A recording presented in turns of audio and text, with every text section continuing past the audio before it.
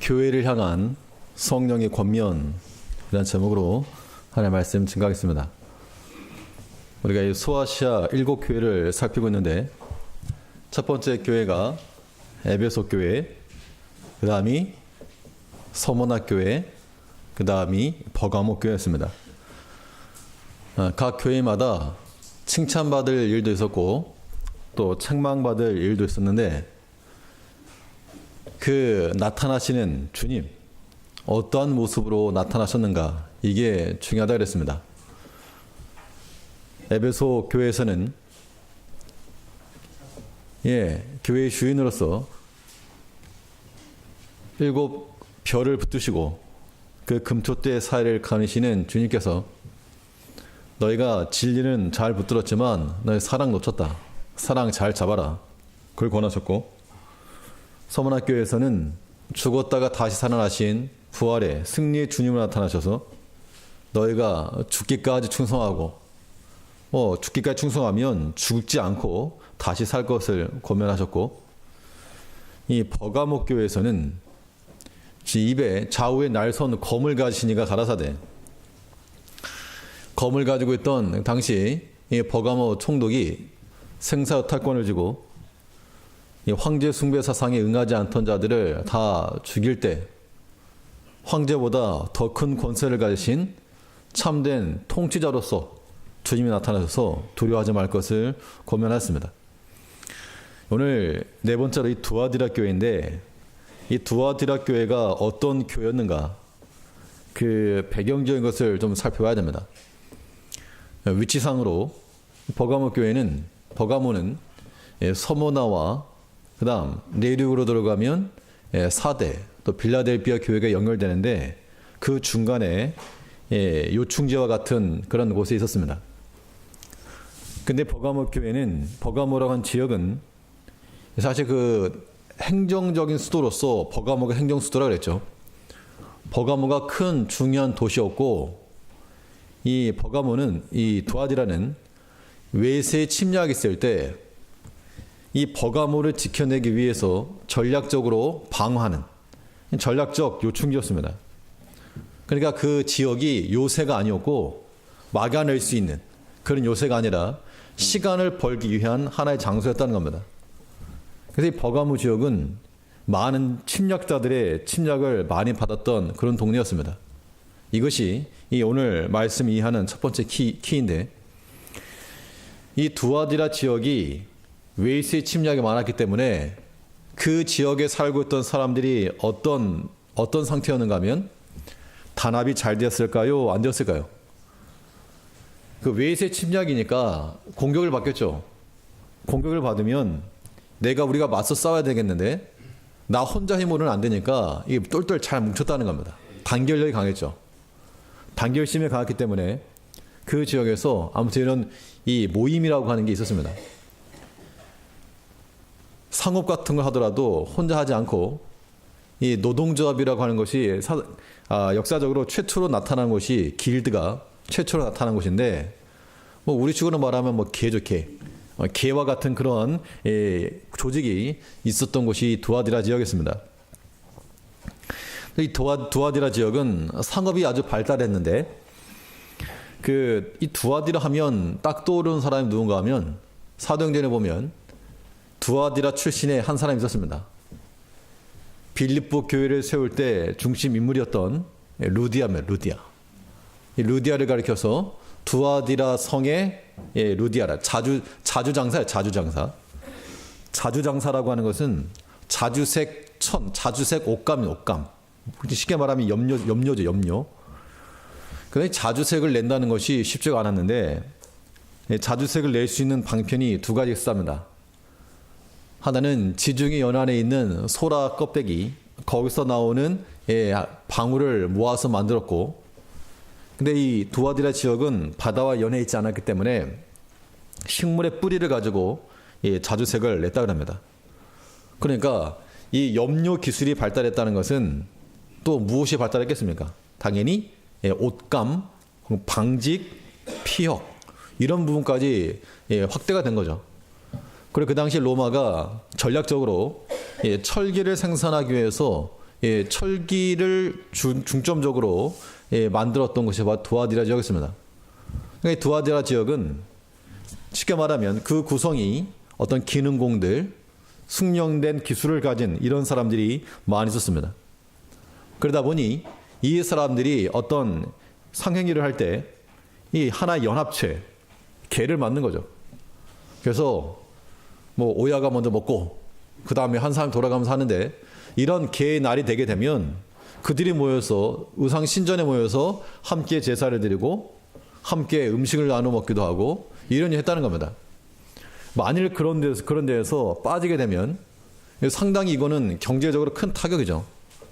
그래서 이 버가모 교회와 마찬가지로 두아디라 교회에서도 교인들이 이러한 외적 조직에서 이탈되지 못하고 그 안에 포함되어서 신앙적 변질, 혹은 타협 이런 것들을 가져왔다는 겁니다.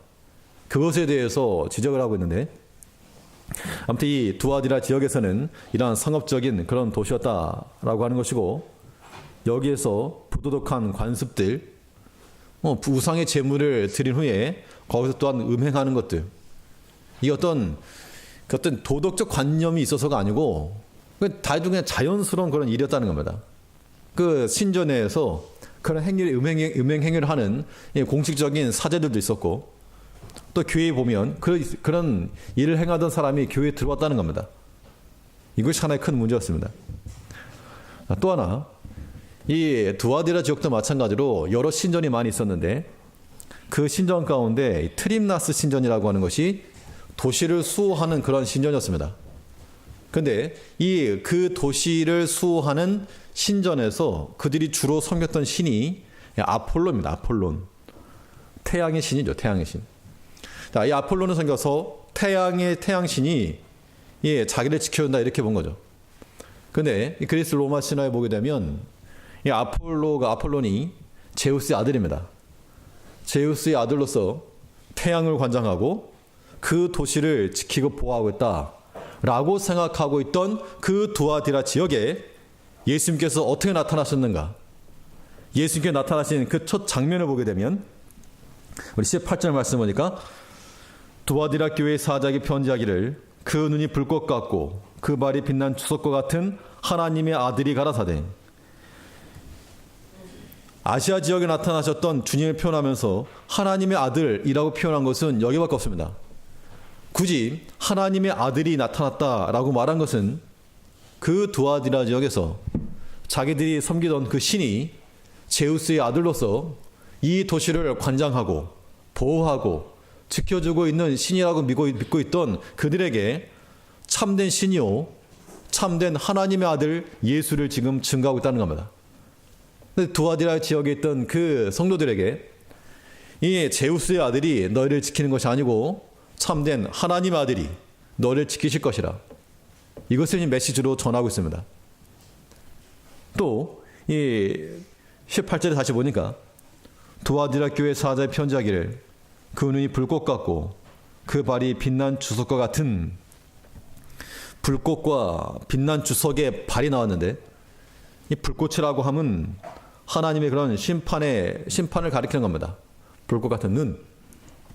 또 단련한 주석, 이 주석이라고 하는 것이 그 당시 어떤 청동기 시대에서 철기로 넘어가는 과정에서 쉽게 말하면 그 약간 합금 정도죠. 그렇게 되면 이 동보다는 더 강한 그러한 무기가 된 겁니다. 그래서 빛난 주석과 같이 발이 그러하다는 것은 그 두아디라 지역이 뭘 많이 받았다 그랬습니까? 외부로부터 침략을 많이 받아서 도시가 폐허가 되었다가 다시 살아나기, 이게 반복되었는데, 다른 나라가 들어와서 발로 밟는 거죠. 발로 밟아서 완전히 폐허가 되었던 그 도시에서, 그 심판을 경험하였던 그 도시에 이제 빛난 주석과 같은, 눈은 불꽃 같고 발이 빛난 주석 같은 하나님의 아들이 나타나서 참된 심판주요, 또한 참된 이 땅의 보호자가 되시는 그런 하나님의 아들을 묘사하고 있다는 겁니다. 이러한 주님께서 이 교회에 나타나서 무엇을 권면하셨는가? 칭찬하신 것과 책망하신 것이 있는데, 그 내용을 살펴보면서 오늘날 우리에게 명하시는 말씀 무엇인지를 살펴봐야 되겠습니다. 첫 번째는 칭찬하셨던 내용인데 처음보다 나중이 나은 자가 되라는 겁니다. 이거 한번 따라 하시죠. 졸리니까. 처음보다 나중이 나은 자가 되라. 이것은 에베소 교회와는 정반대입니다. 그래서 보통 두아디라 교회를 설명할 때 에베소 교회와 이렇게 비교를 하는데요. 에베소 교회는 무엇이 있었는가 하면 진리가 있었죠. 그래서 이거 잘못되었다. 저 거짓 선지자다. 탁탁 분별해냈는데 그러다 보니까 좀 사랑이 식어진 겁니다. 사람을 잘 받아들이지 못하고 또 함부로 좀 재단하게 되고 판단하게 되고. 근데 이 두아디라 교회는 정반대입니다. 뒤에 보면 나오겠지만 그 안에 진리가 없습니다. 진리는 없지만 그러나 외적인 활동이 왕성했던 그런 교회였습니다. 그래서 행위가 더 있었고 사랑이 있었고 성경이 있었고 이것을 칭찬하셨는데 분명한 것은 그러한 것들도 필요한 것이라고 지금 주님이 말씀하시는 겁니다. 19절에 보니까 내가 내 사업과 사랑과 믿음과 섬김과 인내를 나누니 내 나중 행위가 처음 것보다 많도다. 시간이 점점 지나가면서 사랑이 식어진 그런 에베소 교회와 같지 않고 시간이 지나면서 점점 사랑과 믿음과 섬김과 인내가 풍요로워졌던 그런 교회였다는 겁니다. 우리가 예수님께서 칭찬하신 그대로 보면 처음 것보다 나중 행위가 많다 이거 칭찬하셨으니까 우리도 처음 것보다는 더 나은 나중이 되어야 되겠습니다. 그 전만 못해서는 안 됩니다. 그 전만 못해서는. 전에는 잘하더니 왜 요즘은 못하는가? 전에는 믿음 생활 잘 하더니 왜 지금은 안 하는가? 주위에 보면 그런 사람 많이 있습니다. 예전에 신앙생활 잘 신앙생활 하다가도 지금은 여러 가지 형편 때문에 혹은 환경 때문에 믿음 생활하지 못하고 교회를 떠나고 이런 사람이 많은데 우리는 물론 교회라고 하는 이 공동체 안에 들어왔지만 단지 교회의 구성원이라서가 아니라 교회 내에서 우리가 또한 전보다 더 나은 행위, 전보다 나은, 처음보다 나은 나중이 우리 가운데 있어야 한다는 겁니다. 이 교회가 좀 활기가 있고 이 두아디라 교회가 그랬다는 겁니다. 모임도 많고 활기도 있고 아무튼 여러 가지가 많았는데 그런 교회의 그런 활동적인 면 그런 것은 상당히 긍정적인 겁니다. 교회도 마찬가지로 불 꺼져 있는 그런 교회가 되지 않고 항상 불이 켜 있고 사람들의 왕래가 있고 교인들이 출입하는 그런 곳이 되어야지만이 이것이 복된 겁니다. 주일에만 사람들 반짝하고 평일에는 아무도 없고 이것이 아니라 항상 왔다 갔다 하면서 교회 들렸다가 교회 와서 기도하고 또 찬송도 하고 또 밑에서 커피도 마시고 이런 식으로 아무튼 교회를 가까이 하여서 그런 모임들 여러 가지 일들이 많아지는 것 이것이 중요한 겁니다. 그러면 과연 나는 그 전보다 나은가? 처음보다 나은 나중이 되고 있는가? 오전에 드린 말씀과 같이 성장하고 있는가? 진보를 나타내고 있는가? 그런 것들을 생각하셔야 됩니다. 만일 그런 것이 되지 못하고 있다. 예전만 못하다. 라는 그런 생각이 드시게 되면 그걸 당연하게 여기시면 안 됩니다. 보통 우리가 이런 핑계를 잘 하죠. 환경을 자꾸 갖다 댑니다. 요즘 너무 힘들다. 먹고 살기 바쁘다. 혹은 여러 가지 육신적인, 영적인 여러 가지 이야기를 듭니다. 그러나 성경 어느 곳을 봐도 먹고 살기 바쁘니까 믿음상을 약화되었다. 이거를 정당화시켜줄 수 있는 근거가 없다는 겁니다. 있으면 가져오시고. 성경 어디를 봐도 내가 아프니까 주일 못하겠다. 이런 성경적 근거가 없다는 거예요. 성경 어디를 봐도 내가 나이가 많아 아직 못해 먹겠다. 이런 성경 구절이 없다는 겁니다. 도리어 갈렙은 말하기를 내 나이 85세로 돼 예나 지금이나 내가 지금도 출입할 수가 있고 내 힘이 여전하고 일반이라. 물론 육신적으로 약할 수 있죠. 그러나 그것이 정당화되는 우리 근거가 되어서 안 된다는 겁니다. 우리는 상황과 형편에 관계없이 주를 섬기는 자들 되어야 됩니다. 욥은 그가 하나님께 주셨던 모든 것을 하루아침에 다 잃어버렸을 때 애들도 죽고 가지고 있던 약대 다 날아갔을 때 그 아내가 말하기를 그놈의 하나님 욕하고 죽어버려라. 그랬을 때 그가 하는 말이 주신 자도 여호와시오 취하신 자도 여호와시라. 하나님은 내게 경배받으시기 합당하도다. 내가 물질이 풍성하기 때문에 나를 복되게 하신 그 하나님 말 섬긴 게 아니라 내가 비록 다 잃어버렸을지라도 그 몸에 문둥병이 들어가지고 몸에 병이 나가지고 기왓장으로 긁지 아니하면 견딜 수 없는 그런 육체적 고통 가운데 있을 때라도 그가 하나님을 경배하는 자가 되었다는 겁니다. 물론 고통의 과정이죠.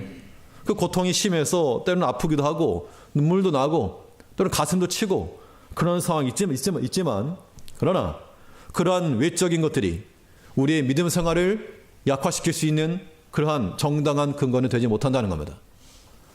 그러니까 우리 여기 계신 모든 분들은 항상 앞으로 나가야 됩니다. 항상 진일보하셔야 되고 그 전보다 더 나아져야 되고 이 신앙생활이라고 하는 것이 우리가 어떻게 보면 하나님께서 보셨을 때 그걸 지금 말이라고 하느냐? 물론 또 다 동일한 사람이기 때문에 다 이해를 합니다. 또 동병상련의 그런 모습을 가지고 그러나 우리가 모든 판단은 하나님께 받을 거니까 내 양심이 바른가? 내 생각이 하나 앞에서 옳은가? 그것을 과연 말이라고 하는가? 하나 앞에서 우리 자신을 살펴야 됩니다. 그러므로 오늘날 이 두아디라 교회 하신 말씀이지만 오늘날 우리에게 하신 말씀입니다. 이 교회 하시는 말씀이요 이 교회를 구성하고 있는 우리 한 사람 한 사람을 향하여서 주님께서 하시는 말씀이 내 나중 행위가 처음 것보다 많도다. 이러한 칭찬이 우리 가운데 있어야 한다는 겁니다. 아무쪼록 우리가 여긴 우리 아이들도 있고 학생들도 있고 이 아이들에게 본이 될 만한 좋은 그런 롤 모델이 될 수 있도록 모든 면에 있어서 좀 더 나은, 좀 더 발전한, 좀 더 힘있는 그러한 믿음과 섬김과 사랑을 펼쳐나갈 수 있는 우리 제일교회가 되어야 되겠습니다. 별제로 이 부활하신 주님께서 나타나셔서 이 교회에 책명하신 것이 있는데 책명하시고 권면하신 것 무엇을 명하셨는가 하면 회개의 기회를 놓치지 말라는 겁니다. 한번 따라 하시겠습니다. 회개의 기회를 놓치지 말라. 잘못된 것이 있을 수 있죠. 잘못된 것이 있을 수 있는데 잘못된 것이 있어서 그 문제가 아니라 그것을 돌이키지 않은 것이 문제라는 겁니다. 우리가 다 생각도 그러고 생각이 짧기도 하고 또 우리가 오판할 수 있습니다. 그건 그 자체가 잘못이 아니고 하나님께서 우리에게 기회를 주시죠. 돌아서라. 돌아서라. 그런데 그 기회를 우리가 얻지 못하고 여전히 고집하여서 우리 악한 생각과 고집을 가지고 나갈 때 거기에는 하나님의 심판이 따르는 겁니다. 시편 103편에 보면 하나님께서 우리를 처치하시는 방편이 우리의 죄악을 따라 처치하지 않으시고 하나님의 인자하심을 따라 크신 인자하심을 따라 행하신다 그랬습니다. 사람이 죄를 범할 수 있죠. 죄를 지을 수 있는데 이놈 네 죄 졌으니까 심판 이게 아니고 하나님께서는 크신 인자를 가지고 우리에게 기회를 주신다는 겁니다. 돌이켜라. 그 마음 옳지 않다. 그 생각 내려놔라. 그 행동 버려야 된다. 하나님께서 항상 우리 마음 가운데 말씀으로나 우리 신앙 양심으로나 모든 섭리 과정 속에서 명하시는데 이것을 우리가 고집해서 안 된다는 겁니다. 꺾어야 됩니다. 그래서 우리에게 회개의 기회를 주셨을 때 그 회개의 기회를 잡아서 바른 길로 돌이키는 것 이것이 중요한 겁니다. 이 두아디라에 나오는 난제 가운데 하나가 이제 이세벨에 관한 내용인데요. 20절에 보니까 그러나 내게 책망할 일이 있노라. 자칭 선지라 하는 여자 이세벨을 내가 용납하매니 그가 내 종들을 가르쳐 꾀어 행음하게 하고 우상의 제물을 먹게 하는도다. 또 내가 그에게 회개할 기회를 줬을 때 그 음행을 회개하고자 아니하는도다. 명확한 것은 이 이세벨이라고 하는 사람이 하나님의 일꾼들을 바르게 꿰어서 바른 길이 아닌 악한 길로 꿰어서 행음하게 하고 우상 제물 먹게 하고 거기에서 또한 회개할 기회를 줬는데 거기서 이제 돌이키면 살겠지만 돌이키지 아니하면 침상에 던질 것이라 이렇게 말하고 있습니다. 이 이세벨에 대해서 크게 두 가지로 보게 되는데 하나는 이제 문자적으로 해석을 해서 이 이세벨 앞에 이 여자 선지자라 하는 여자 이세벨 이렇게 표현했는데요. 이 이세벨의 성별을 가리키는 게 아니고 여기서 말한 여자라고 하는 것이 이게 여자라고 하는 뜻도 있지만 이게 아내라고 하는 뜻도 있습니다. 그래서 이게 뭐 텐 구나이카 이세벨 그러면 다 너의 아내, 너의 이세벨 이렇게 되게 되면 아마 이 교회 내에 이 두아디라 서신을 받게 되는 그러한 교회 지도자나 혹은 그 교회 내에서 강한 영향력을 미치고 있던 어떠한 특정한 인물 이렇게 볼 수 있겠습니다. 아니면 이 신전 가운데서 행음을 하던 그 어떠한 사람이 뭐 회심을 하고 돌아왔는지 모르지만 그러나 그가 가지고 있던 생활 패턴을 바꾸지 않고 상관없다, 괜찮다 라고 하는 식의 이런 말로서 교회를 어지럽혔다는 겁니다. 명확한 것은 그가 누구였든지 간에 아무튼 하나님께서 허락하지 아니하시는 행음하는 것, 우상의 제물 먹는 것 이거를 가르쳤다는 겁니다. 그런데 이 이세벨에 대해서 또 우리가 어떻게 이해를 할 수 있는가 하면 그 당시 유대인들은 이 구약 성경에 능통한 사람들이었죠.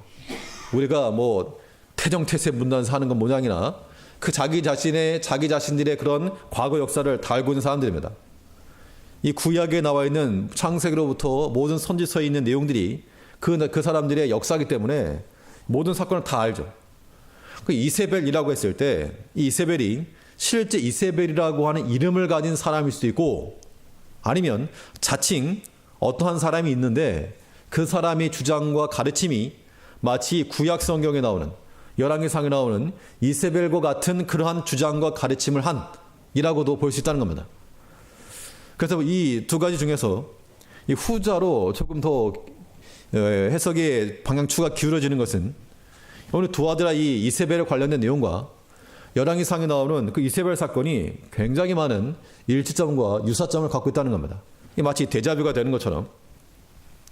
그래서 그럼 과연 구약 시대 때 이세벨이 무슨 일을 했길래 이세벨이라는 이름을 붙였겠는가? 이세벨이 누군가 하면 아합의 아내죠. 아합의 아내인데 유대 가운데서 결혼한 게 아니고 이방에 있던 이방에 있던 그런 여인과 결혼한 겁니다. 그가 뭘 가지고 들어왔는가 하면 바알의 딸인데 바알과 함께다. 바알과 함께. 바알 위더스. 하나님이 우리와 함께 임마누엘 하나님을 섬기던 그 유대 민족에 바알과 함께하던 이세벨에 들어와가지고 이 바알을 섬기는 선지자 450명을 대동하고 들어왔습니다. 성전 내에서 봉사하던 그런 유대인들만 그 대상들만 살펴도 몇 벽이 안 되는데 바알 선지 450명이라고 하는 것은 굉장한 숫자인 겁니다. 많은 숫자인 겁니다. 그만큼 그 시대에 영적으로 타락했다는 것인데 그때 이 엘리야와 그 다음에 이 이세벨의 바알 선지자들 그들과의 전투가 붙었죠. 그 전투가 붙었던 장소 어디입니까? 무슨 산? 뭐 이렇게 다들 이렇게 모른 척 하시면 안 되고 갈멜산인데요. 이 갈멜산 전투라고 하는 것이 오늘날 우리에게 영적 싸움을 가리키고 있는 겁니다. 이 갈멜산이라고 하는 게 무깃도 지역인데 무깃도 언덕에 있는 그런 산인데 이 무깃도 언덕의 전쟁 장차 우리에게 있을 영적 전쟁으로서 계시록 아마겟돈 전쟁이 나오죠. 이 아마겟돈이라고 하는 게 무깃도 언덕의 전쟁이라는 겁니다. 영적 갈멜산 전투가 지금도 우리 가운데 펼쳐지고 있는 것인데 이때 이 바알 선지자 450명과 어떻게 결투가 벌어졌느냐. 누가 참신인지 한번 알아보자 해가지고 니네가 먼저 해라. 바알 선지자들이 이제 뭐 기도를 하고 하는데 이 반응이 없으니까 야 혹시 너네 신 잠들었나 보다 깨워라. 혹시 어디 나갔는가 마실 나갔는가 보다 데려와라. 그랬더니 그들이 했던 것이 무엇인가 하면 단주에서 뛰놀았다. 뛰놀더라 이런 표현을 씁니다. 뛰놀았다는 것이 물론 그들의 어떤 외적인 행위이기도 하겠지만 자기들의 신을 부르는 그 관점 혹은 신 앞에 나아가는 그들의 자세가 그였다는 겁니다. 그러니까 오늘날 이 두아디라 교회의 어떤 가르침인가? 행음하는 것이나 우상 제물 먹는 것이나 용납했다는 것이 하나님께서 요구하시는 방식대로 섬긴 것이 아니라 자기들이 하고 싶은 행위를 하면서 하나님을 찾았다는 겁니다. 이것이 오늘날 이 경계의 대상입니다. 오늘날 참으로 이 교회도 많고 설교도 많고 들을 게 참 많고 설교 잘하시는 분도 참 많고, 우리가 얼마든지 마음만 먹으면 TV를 틀거나 라디오를 틀거나 컴퓨터를 틀어서 얼마든지 말씀의 홍수 가운데 들어갈 수 있습니다. 그러다 보니 어떠한 일이 빠지게 되는가 하면 내 입맛에 맞는 걸 골라 먹는 거예요. 내 입맛에 맞는 거. 그러면서 많은 사람들이 귀가 높아지는 겁니다. 귀가 높아져가지고 이거 몇 점, 이 설교 몇 점 평가하는 심사위원이 되고 만 겁니다. 그러나 우리가 하나님을 섬긴다 할 때 우리가 앉아가지고 팔짱 끼고 앉아가지고 저 설교 몇 점 이 평가라고 뭐 주신 것이 아니고, 그 말씀을 듣고 때로는 죄를 발견하여서 자신의 얼굴이 뜨거워져야 되고, 때로는 자기 자신의 부족한 면 때문에 가슴을 치고 회개하는 그런 모습이 있어야 되겠는데, 그렇지 못하고 내 입맛에 맞는 거, 듣고 싶은 것만 듣는다는 겁니다. 이것이 마치 단주의에서 부복하고 엎드려 하나님을 섬기는 것이 아니라 자기 하고 싶은 대로, 이거 괜찮다, 괜찮다, 이런 모습, 자기 즐거움과 자기 만족을 취하는 것, 이것이 합당치 않다는 겁니다. 이것이 이세벨의 교훈을 경계하는 것이죠. 또 그 반응이 없으니까 엘리야가 놀리니까 이 바알 선자들이 또 큰 소리로 불렀다 그랬죠. 큰 소리로 그들의 신을 불렀다는 것은 뭐 통성기도 했다는 그런 의미가 아니고, 그들의 신은, 그들이 섬기던 신은 무슨 신? 참신이 아니라 죽은 신이라는 겁니다. 그러니까 힘껏 외쳐서 깨워서 불러내려고 했던 거죠. 그러니까 오늘날 마찬가지죠. 이 엘리야와 참된 성도들은 살아계신 하나님을 섬기는 겁니다. 하나님은 살아계시기 때문에 엘리야가 체험했던 것처럼 세미한 음성 가운데도 들으시고 우리 모든 것을 보시는 하나님이신데, 그런데 그들은 사실은 하나님을 섬기지 않으니까 큰 소리로 외치고, 하다못해 내가 무슨 짓을 하던 그 신은 이미 죽어서 내게 아무런 영향을 미칠 수 없기 때문에 상관없다는 겁니다. 우리 이러한 것들을 버려야 됩니다. 하나님이 살아계신다는 것은 하나님께 대한 반응이 있어야 되고, 또 어려워할 줄 알아야 되고, 의식을 해야 됩니다. 그런데 마치 벽에 걸려있는 그러한 사진과 같이 사진 앞에서 무서울 게 어디 있습니까? 하나님을 그렇게 놓고 우리가 큰 소리로 부르건 작은 소리로 부르건 우리는 하나님 앞에서 하나님, 살아계신 하나님을 섬겨 나가는 것, 이것이 우리에게 필요한 겁니다. 이 두아디라 교회에 나타나셔서 이세벨의 교훈을 책망하시고 용납하지 말라 라고 했던 것은 실질적으로 행음하는 것과 우상의 죄를 먹는 것, 혹은 세상 타협하여서 이건 괜찮다 하던 것, 그런 것들에 대해서 경계하신 것이요, 또 하나님을 섬김에 있어서 참으로 살아계신 하나님이 아닌 자기들이 원하는 대로 자기들이 하고 싶은 대로 행하는 것을 행하던 그러한 가르침을 지금 경계하고 있다는 겁니다. 하나님께서 우리에게 우리가 잘못된 길을 걸어갈 때 회개기를 주시는데 돌이켜서 회개해야 됩니다. 그렇지 않으면 어떻게 한다 그랬는가 하면 그들을 침상에 던질 터이요 그들의 자녀를 죽이겠다 그랬습니다. 22절에서 볼지어다 내가 그를 침상에 던질 터이요 또 그로 더불어 간음하는 자들도 만일 그의 행위를 회개치 아니하면 큰 환난 가운데 던지고 또 내가 사망으로 그의 자녀를 죽이리니 모든 교회가 나는 사람의 뜻과 마음을 살피는 자인 줄 알지라. 내가 너희 각 사람 행위대로 갚아주리라. 이세벨의 교훈, 잘못된 교훈을 버리고 참된 하나님을 섬기고 나가는 자들에게는 하나님께서 칭찬하시는 것이요 그렇지 않은 자들에게 지금 책망하고 계시는 겁니다. 또 하나, 이 두아디라 교회에 큰 두 가지가 있는데, 하나는 이세벨이고 이세벨의 교훈을 따르는 자, 그 다음은 또 한 부류는 그 교훈을 받지 아니했던 자들. 그러니까 오늘 본문에 있는 말씀대로 말하면 남은 자입니다. 남은 자. 그래서 예수님께서 나타나셔서 이세벨의 교훈을 따른 자들은 책망하신 것이고 남아있는 자들에게는 그들은 또한 위로하시고 칭찬하신 겁니다. 24절에 보면 두아디라에 남아있어 이 교훈을 받지 아니하고 소위 사탄의 깊은 것을 알지 못하는 너희에게 말하노니 다른 짐으로 너희에게 지울 것이 없노라. 다만 너에게 있는 것을 내가 올 때까지 굳게 잡으라. 여기서 말하는 남아있는 자들은 이 교훈을 받지 아니하고 이세벨의 교훈을 받지 않았다 그 얘기입니다. 이세벨의 교훈을 받지 아니하고 남아있는 그릇터기와 같이 남아있는 그들에게 너희 그거 잘하고 있다. 내가 이를 때까지, 내가 올 때까지 그걸 붙들어라. 그걸 말하고 있다는 겁니다. 오늘날 교회가 폐교를 하고 또 한 교회 내에서도 많은 사람들이 신앙적인 퇴보가 이루어질 때 그거 따라가지 않고 그 교훈을 따르지 않고 남은 자들은 주님께서 여전히 칭찬하시고 기뻐하신다는 겁니다. 시대의 흐름을 읽지 못해서가 아니라 우리는 타협할 수 없는 진리를 가지고 사는 존재들 되어야 됩니다. 이렇게 이겨내는 자들, 끝까지 남아있는 자들은 어떤 약속이 주어졌는가 하니 철장의 권세와 새벽별을 주시겠다 그랬습니다.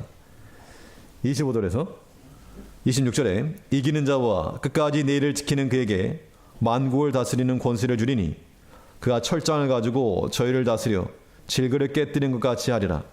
나도 네 아버지께 받은 것이 그러하니라. 철장이라고 하는 것은 철로 된 홀입니다. 홀. 왕이 가지고 있는 그런 홀이죠. 그 왕이 권세를 줬다는 겁니다. 예수님께서도 그 권세를 받았고 창세기 보면 야곱에게서부터 한 홀이 나올 것을 얘기하고 있는데 이 부활하신 주님께서 이 철로 된 이 홀을 가지시고 질그릇을 깨뜨리시며 모든 것 심판자 되시고 모든 것의 통치자가 되신다 그 얘기죠.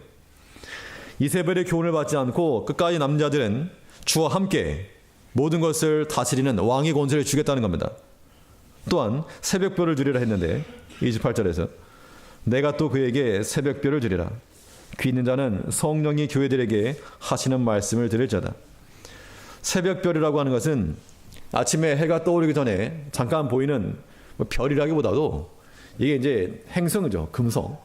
그래서 이 새벽녘에 잠깐 보이는 샛별인데 이 베드로서에 보면 이 새벽별을 가리켜서 하나님 말씀이 떠오르는 것을 묘사하고 있습니다. 하나님 말씀이 샛별같이 떠오르는 것. 그 때문에 이 교훈을 받지 않고 끝까지 남아있는 자들에게는 이기는 왕이 권세를 줄 뿐만 아니라 하나님의 말씀을 깨닫고 그 말씀이 마치 떠오르는 샛별과 같이 너희 마음 가운데 떠오를 것이라. 그거 붙들고 끝까지 이겨내라 라고 하는 것을 지금 권면하고 있다는 겁니다. 이 두 가지라 교회에 부활하신 주님이 나타나셔서 처음보다 나중에 더 나아질 것과 모든 잘못된 것들 그 모두 버리고 회개의 기회를 놓치지 말고 하나님께서 명하신 대로 끝까지 남은 자가 되어서 그 일을 굳게 잡을 때 주님께서 우리에게 칭찬하시고 주님 오실 때까지 하라 그랬으니까 그 일을 잘 감당해 나가는 제일교회가 되어야 되겠습니다. 예, 기도하겠습니다. 믿음 안에 주를 부르사